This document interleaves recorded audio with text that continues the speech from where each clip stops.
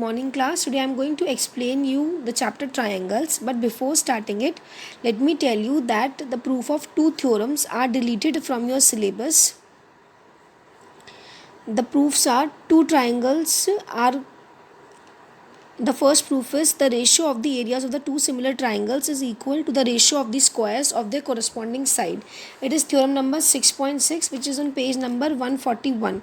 And another proof of the theorem 6.9, which states that in a triangle, if square of one side is equal to the sum of the squares of the other two sides, then the angle opposite to the first side is a right angle.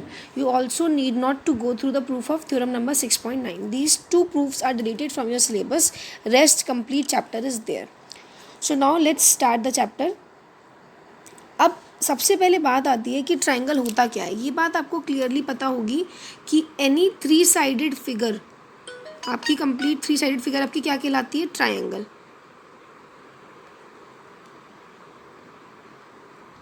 Okay class, तो कोई भी figure है closed figure three sides की, उसे हम कहेंगे triangle. अब आप इस चैप्टर में पढ़ोगे क्या क्या. सबसे पहले ट्राइंगल होता क्या है, फिर सिमिलैरिटी क्राइटेरिया क्या होता है टू पॉलीगॉन्स का जिनकी नंबर ऑफ साइड्स सेम हो. थर्ड आप पढ़ोगे सिमिलैरिटी क्राइटेरिया ऑफ ट्राइंगल्स. फिर आप पढ़ोगे प्रूफ ऑफ पाइथागोरस थ्योरम.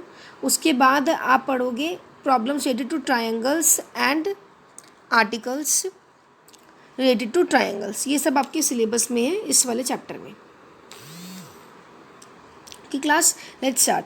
अब ट्राइंगल होता क्या है. ट्राइंगल को आप डिफाइन कर सकते हो कोई पॉलीगॉन जिसके थ्री एंगल्स है और थ्री साइड्स है. दैट इज़ कि एक triangle can be defined as a polygon which is having three angles and three sides. जो मैंने आपको ऑलरेडी बता दिया कि तीन एंगल्स हैं इसके और तीन साइड्स हैं, ए बी सी एंड ए सी. ये इसकी तीन साइड्स हो गई. इसका जो इंटीरियर एंगल का सम होता है वो होता है 180 डिग्री. Okay class. उसके बाद and the exterior angle sum, जो इसका एक्सटीरियर एंगल का सम होता है. एक्सटीरियर एंगल कैसे कि अगर मैंने एक ट्राइंगल ड्रॉ करा तो यहाँ पर भी एक एक्सटीरियर एंगल बन रहा है, यहाँ पर भी बनेगा एक एक्सटीरियर एंगल, उसके बाद यहाँ पर भी. तो इसके एक्सटीरियर एंगल का सम क्या होगा? 360 डिग्री. अप टू 360 डिग्री इसके एक्सटीरियर एंगल का सम हो सकता है. एक्सटीरियर एंगल का सम मैं आपको दोबारा बता रही हूँ. आप कैसे ड्रॉ करोगे. सपोज ये एक ट्राइंगल है, एक एक्सटीरियर एंगल आपका ये रहा,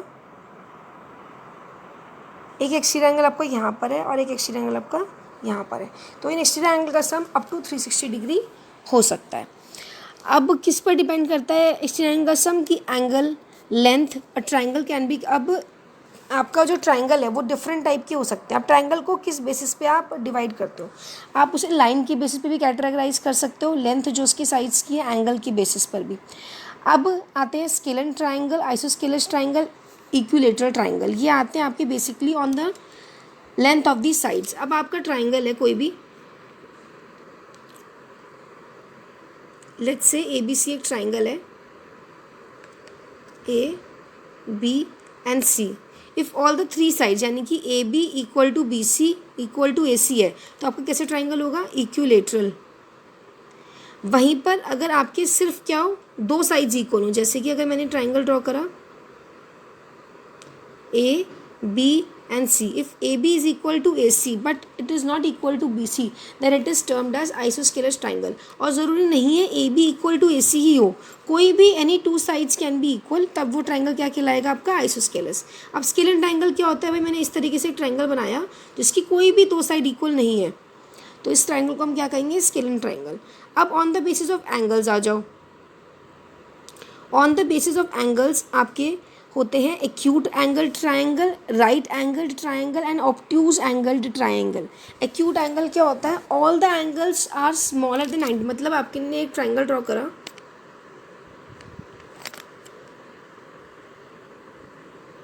इसमें जो तीनों एंगल्स हैं वो 90 से छोटे होंगे, लेस देन 90, तो आप इसे क्या कहोगे? Acute angled triangle. ठीक है. अब बात आती है राइट एंगल ट्राइंगल, यानी कि अगर आपका एक एंगल 90 डिग्री हो गया तो ये ट्राइंगल कहलाएगा राइट एंगल्ड ट्राइंगल. अब बात आती है ऑब्ट्यूज एंगल्ड ट्राइंगल. अब आपका अगर ट्राइंगल इस तरीके से कि एक एंगल आपका 90 से बड़ा है तो इसे हम कहेंगे obtuse angled triangle. Okay class. अभी एनसीईआरटी की बुक की एक पिक्चर है जिसमें आपको इंट्रोडक्शन दे रखा है. You are familiar with triangles and many of their properties from your earlier classes. In class 9th you have studied. क्या पढ़ा था आपने? कॉन्ग्रुएंसी पढ़ी थी ट्राइंगल्स की डिटेल में. अब आपको याद होगा कि टू फिगर्स तब कॉन्ग्रुएंट होती है जब उनका शेप भी सेम हो और साइज़ भी. This is an important point कि जब भी आप कॉन्ग्रुएंसी की बात करेंगे तो वो तभी कॉन्ग्रुएंट होगी जब उनका शेप और साइज सेम है. अदरवाइज वो फिगर कॉन्ग्रुएंट नहीं कहलाएगी. इन दिस चैप्टर हम क्या पढ़ेंगे? We shall study about those figures which are same shape but not necessary the same size. अब आप यहाँ पे पढ़ोगे सिमिलैरिटी. कॉन्ग्रुएंसी में आपका शेप भी सेम होना चाहिए, साइज भी सेम होना चाहिए. सिमिलैरिटी में क्या होगा? Same shape but not necessarily the same size.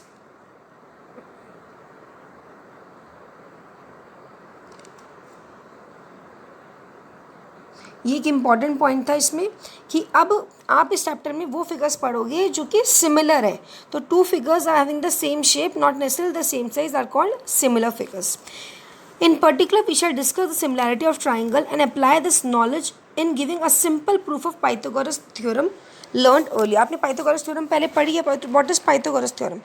Pythagoras theorem होती है that hypotenuse square is equal to base square plus perpendicular square.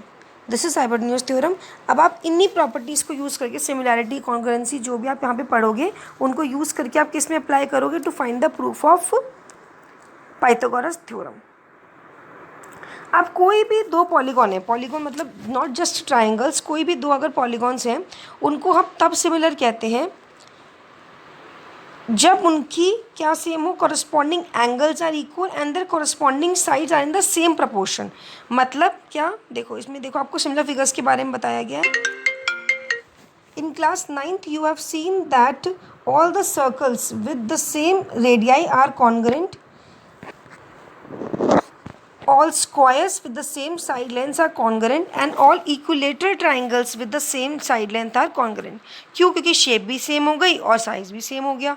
अब आपने कोई दो या दो से ज़्यादा सर्कल कंसिडर करे तो वो कॉन्ग्रुएंट नहीं है. क्यों कॉन्ग्रुएंट नहीं है? बिकॉज अब उनका रेडियस तो सेम नहीं हो सकता. देखो आप इन दो सर्कल्स को ऑब्जर्व करो. ये सर्कल देखो, इसमें एक ये वाला सर्कल देखो और एक इससे छोटा भी देखो. तो क्या होगा? इनका रेडियस सेम नहीं है तो इसलिए they are not congruent to each other. Note that some are congruent and some are not. So they all are, we call them similar. Similar क्यों हो गए भाई? ये भी सर्कल है, ये भी सर्कल है, सेम शेप हो गई बट साइज सेम नहीं है इसलिए कॉन्ग्रुएंट तो नहीं हुए. लेकिन क्योंकि शेप सेम है इसलिए क्या हो गए? सिमिलर. तो two similar figures have same shape but not necessarily the same size. वही पॉइंट आ गया. देयरफॉर अब जितने भी सर्कल हैं अब उनका रेडियस अलग अलग है तो कॉन्ग्रुएंट तो नहीं हो सकते लेकिन वो सिमिलर कहलाएंगे. अब बात आती है स्क्वायर्स की और इक्विलेटरल ट्राइंगल्स की. देखो स्क्वायर और इक्विलेटरल ट्राइंगल में क्या है? इक्विलेटरल ट्राइंगल अगर आप ये दो ट्राइंगल ऑब्जर्व करो, इसमें एक छोटा ट्राइंगल आ गया, एक बड़ा ट्राइंगल. ऐसी स्क्वायर्स की बात है. अब इसमें शेप तो सेम है लेकिन लेंथ सेम नहीं है, लेकिन तब भी ये सिमिलर होंगे. क्यों? क्योंकि अगर मैं रेशियो निकालूंगी कॉरस्पॉन्डिंग साइड का, सपोज आप लेट करो कि इसकी एक साइड है 2 सेंटीमीटर इंच की, इसकी एक साइड है 4 सेंटीमीटर इंच की. मैंने इसे नाम दिया ABCD और इस वाले फिगर को मैंने नाम दिया A dash, B dash, C dash. Wait a minute, let me explain you again.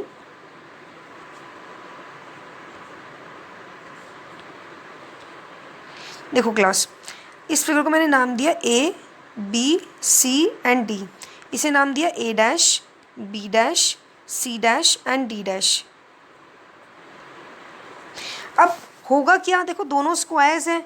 अब अगर AB upon A dash B dash is equal to है BC upon B dash C dash and similarly बाकी sides के, तो ये दोनों figures क्या कहलाएंगी? Similar.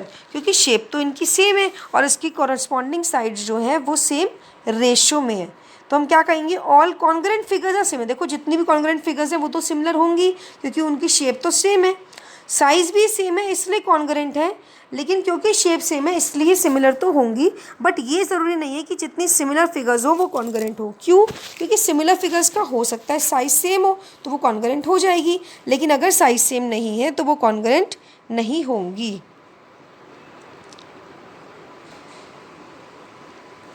अब आगे चलते हैं.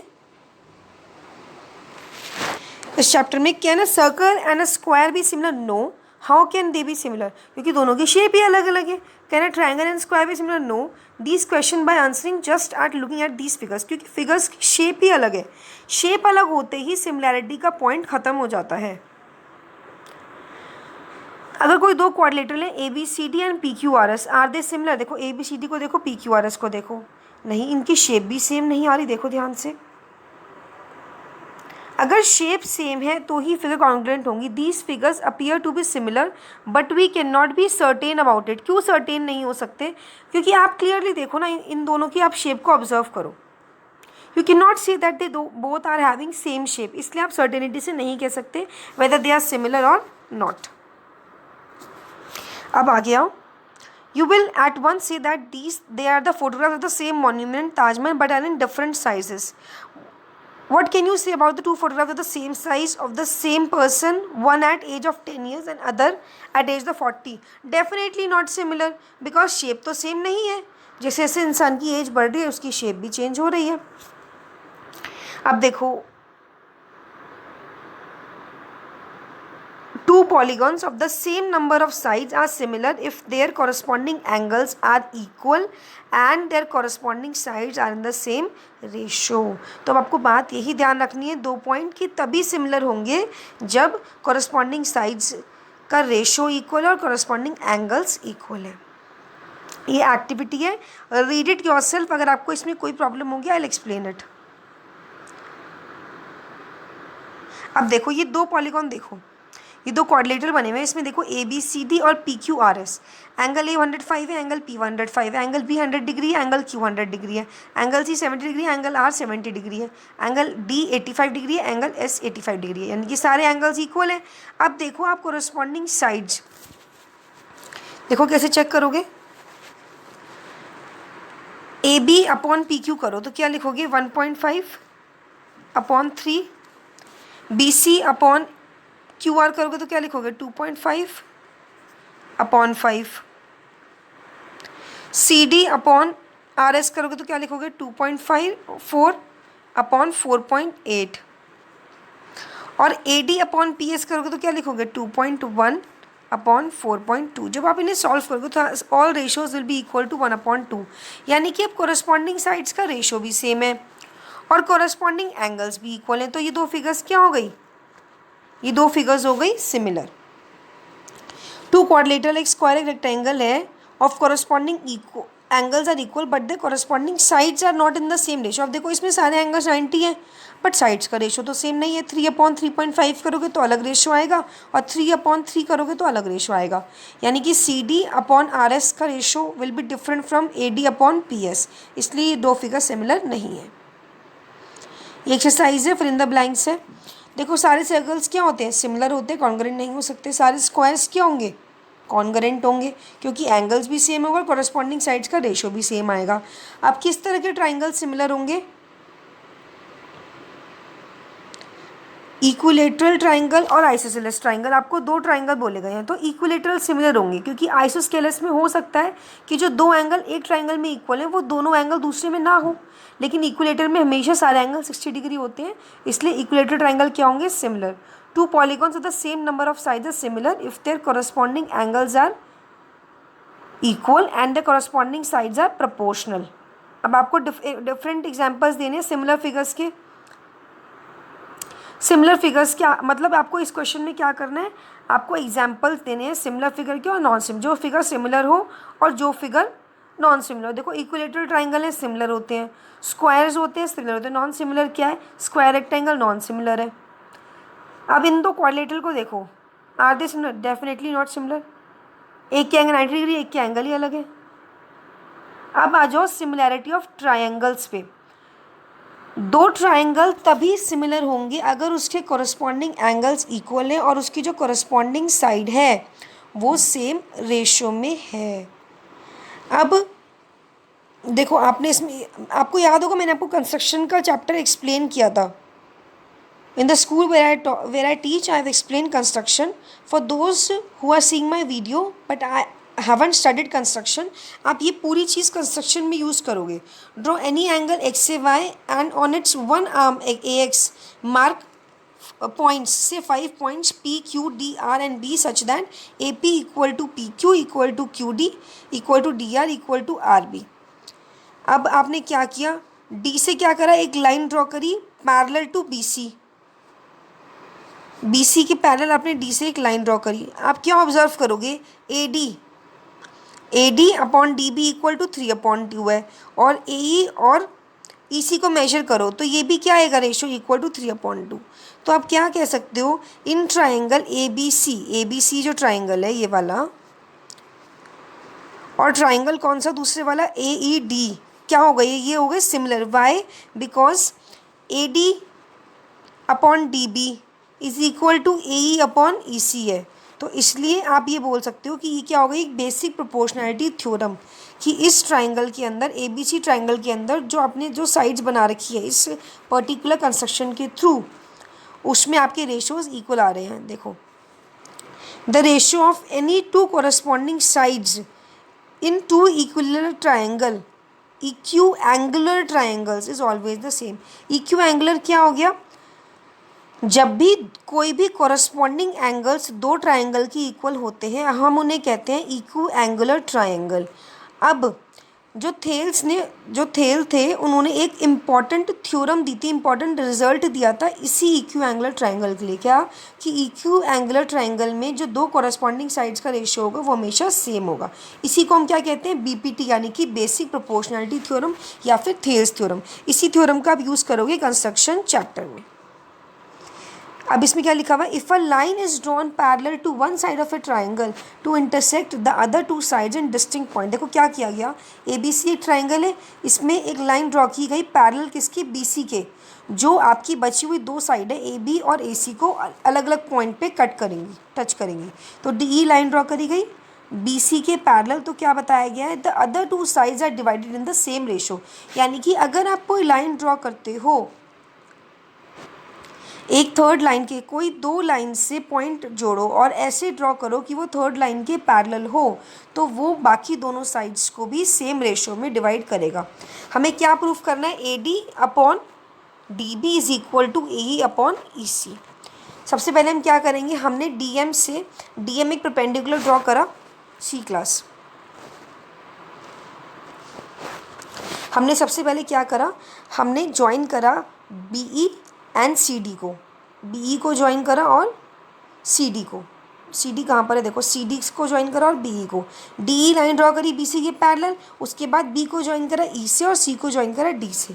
फिर हमने क्या किया, एक परपेंडिकुलर ड्रॉ करा D पॉइंट से ऑन द साइड AE, जिसको हमने नाम दिया DM। अब उसके बाद हमने एक परपेंडिकुलर ड्रॉ करा कहाँ से, E से एक परपेंडिकुलर ड्रॉ करा AD साइड पर, जिसको हमने नाम दिया EN। अब देखो एरिया ऑफ ट्राइंगल ADE जो ट्राइंगल है, हमें पता है एरिया ऑफ ट्राइंगल होता है half into base into height. देखो ADE में बेस क्या होगा AD और हाइट क्या होगा NE या EN कह दो, तो आप क्या लिखोगे, half into AD into EN। अब आपको याद होगा एरिया ऑफ ट्राइंगल ADE को आप डिनोट कर सकते हो एरिया ब्रैकेट में ADE, ये आप 9th में ऑलरेडी पढ़ चुके हो। तो एरिया ADE क्या हो गया, half into AD into EN। अब अगर आप ऐसे ही एरिया निकालते हो ट्राइंगल BDE का, BDE का ये निकालो तो क्या लिखोगे, half into BD into EN। देखो आपने पहले निकाला ADE का, फिर आपने निकाला BDE का, ये दो ट्राइंगल आपने लिए। अब आपने इनका निकाला एरिया, तो एरिया BDE का एक क्या आएगा, half into DB into EN। अब एरिया ADE का क्या होगा, एरिया ट्राइंगल ADE का आपको ड्रॉ करना है, तो इसके लिए बेस क्या है AE और इसकी हाइट क्या है DM, और ऐसे एरिया आपको ड्रॉ करना है ट्राइंगल DEC का। DEC का क्या आएगा, half into AC into DM। देखो अगर आपको ये कन्फ्यूजन है कि दोनों, देखो ये कन्फ्यूजन किसी भी बच्चे को हो सकती है कि भाई यहाँ पर लिखा है BDE में भी EN ले लिया और ADE में भी EN ले लिया, ये क्यों हुआ। देखो हाइट क्या होता है, आप किसी भी एक वर्टेक्स से जिसको आप बेस ले रहे हो उस वाली साइड के सामने जो पॉइंट आ रहा है, अगर आप वहाँ से बेस वाली साइड पे परपेंडिकुलर ड्रॉ करते हो उसे हाइट कहते हैं। देखो जब आपने बात की ट्राइंगल आपने बात की ट्राइंगल 1 सेकेंड क्लास, आपने बात की ट्राइंगल ADE और BDE की। अब ट्राइंगल ए डी ई के केस में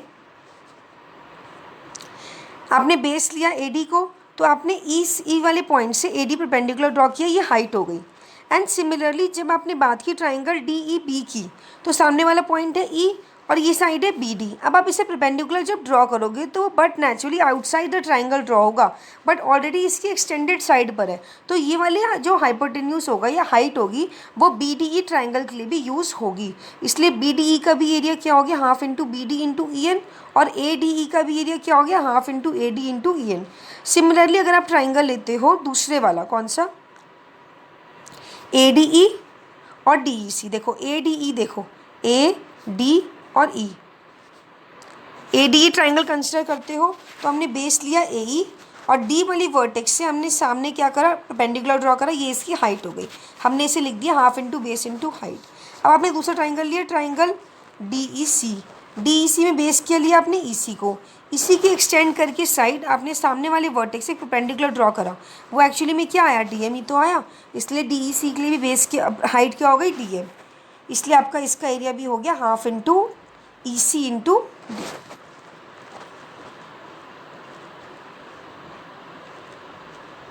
आई hope now it is clear to you. चलो अब देखो ए डी ई का एरिया क्या हो गया, half into A D into E N, B D E का एरिया क्या हो गया, half into D B into N, सब कुछ कट जाए, ई एन से ई एन कैंसिल होगा, हाफ से half, A D upon D B आ गया, और एरिया ए डी ई का एरिया डी ई सी का भी आप निकालोगे, क्या आ जाएगा, A E upon E C. Area A D E और एरिया डी ई सी का क्या आ गया, E upon E C, area A D E area B D E क्या आ गया, A D upon D B. अब देखो triangle B D E and D E C are on the same base, देखो B D E and D E C same base है, किस पे, D E पे, और and between the same parallel, और किसके बीच में है, सेम पैरेलल्स के बीच में, किसके बीच में, डी ई और बी सी के, बेस भी सेम है डी ई दोनों ट्राइंगल का, बी डी ई का भी और डी ई सी का भी, और दोनों सेम पैरेलल यानी कि डी ई और बी सी के बीच में, इसलिए इनका एरिया क्या हो गया, सेम हो गया। ये तो बात आपने पहले से पढ़ी है, area of triangles on the same base and between same parallels are equal, उसके अकॉर्डिंग तो ये एरिया इक्वल हो गया, एरिया बी डी ई का और डी ई सी का। चलो आगे चलें। अब इसके अकॉर्डिंग देखो, ध्यान से देखना, अभी बोला गया क्वेश्चन में कि बी डी ई और D E C same base पे था, सेम पैरेलल के बीच में, तो इनका एरिया इक्वल है, बी डी ई का एरिया और डी ई सी का एरिया इक्वल है, ठीक है। अब इस बेसिस पर आपका A D upon D B is equal to क्या हो जाएगा, ए ई अपॉन ई सी, क्योंकि एरिया ए डी ई जो आपने लिया है वो दोनों में कॉमन है, देखो यहाँ पर भी एरिया ए डी है, यहाँ पर भी एरिया ए डी ई है, और इन दोनों का जो डिनोमिनेटर में एरियाज है वो इक्वल हो गए।